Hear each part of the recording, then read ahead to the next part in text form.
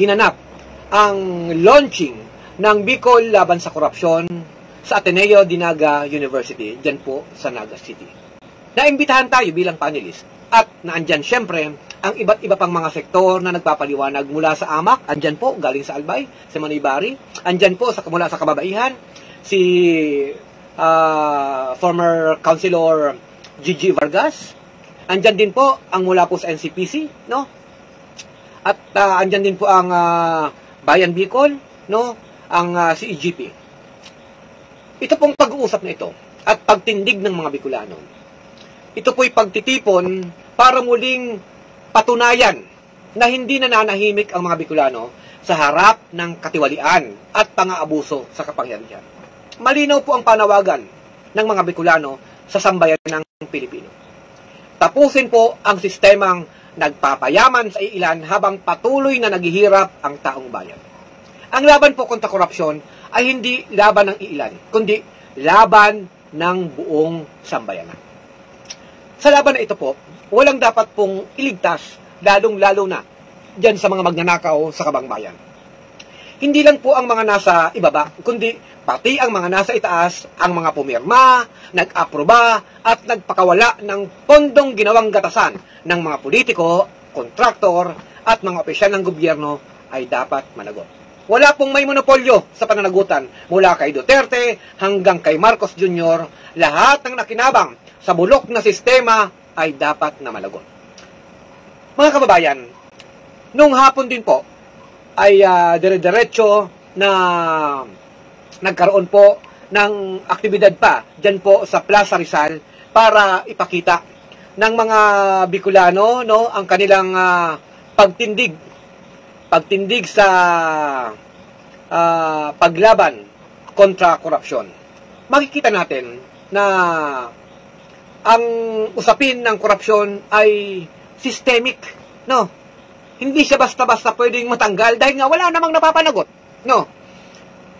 Kung titingnan po natin sa usapin ng pagnanakaw sa kabangbayan, sa usapin ng pandarambong sa kabangbayan, wala pang napapanagot eh. Kinasuhan pa lang. Dapat hindi tayo dito titigil mga kababayan. At dapat pag-aralan pa rin natin yung susunod na budget for 2026 ay meron pa rin pong pork barrel. Ito pong usaping ito. Ito pong ginawa pong aktibidad. No? Ito pong Bicol kontra korupsyon ay napakahalaga. Napakahalagang pagpapatunay. Napakahalagang pagtindig ng mga Bicolano mula po sa iba't ibang mga organisasyon at papalawakin po hanggang sa 6 na probinsya ng Kabikolan, hanggang Kakayanin, ay hindi po mananahimik sa harap po ng katiwalian. Malinaw po na ang laban kontra korupsyon ay hindi ito laban ng ilan. Ito ay laban natin para sa susunod na henerasyon.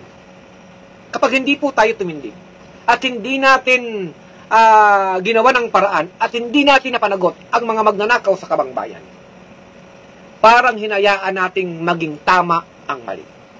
Parang hinayaan na natin na ang korupsyon ay maging sistema na lang hanggang sa ikamatay na lamang natin.